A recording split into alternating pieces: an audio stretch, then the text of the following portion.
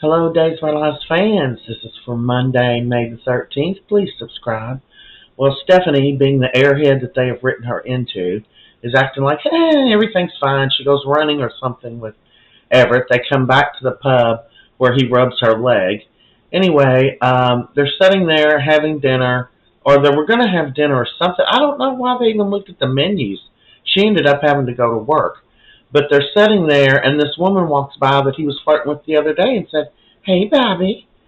And then Stephanie questions him and says, how do you know her? Who was that? And he ignored her at first. And then he said, I don't know. I've never seen her before. Maybe someone I knew in Seattle. And stupid Stephanie, well, okay, I'll have dinner with you. I got to go now. Oh, my God. Anyway, Rafe and Jada are busy. Jada's got a bunch of cold cases, and she's wanting to dig up and find out exactly what happened to Everett, a.k.a. Bobby's mother. Then Rafe gets the call. They got the results of the black book, and that is Lee Shin's blood on it, and it was the other guy, what was he, that tried to rape Ava? Gil, that's his name. So Ada's like, wow. So that kind of paints a picture that Gabby didn't do it. Meanwhile, Eric and Nicole are waiting to meet somebody, and they hear something behind the bench, and it's a drunk Leo. So they passed out drunk. So they take him back to his apartment, and he's like, you all, I want to help you, telling Nicole he wants to help her, but he then telling Eric, I don't want to hurt you. And they're like, what are you talking about? And then he passes out again.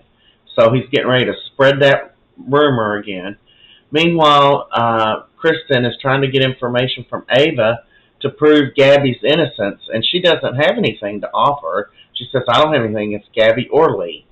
But then she gets a call from Harris telling her about the blood results, and she says, I just got these results. And Kristin was getting ready to get the results, and it didn't show any more.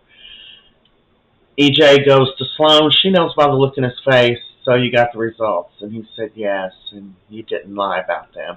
She explains to him what happened, how devastated she was when they lost their baby and they couldn't adopt because of her past. And then Dimitri showed up with the baby at the door, and Leo and everything, and she's begging him to not blow the lid because they'll both lose their marriages. So I guess he agrees to it. He says he'll take care of Leo, and that will be his next stop. So he shows up at Leo's with a cup of coffee, and Leo don't even remember letting him in the room. He tells Leo that he's like, you didn't tell Nicole because, she didn't know anything.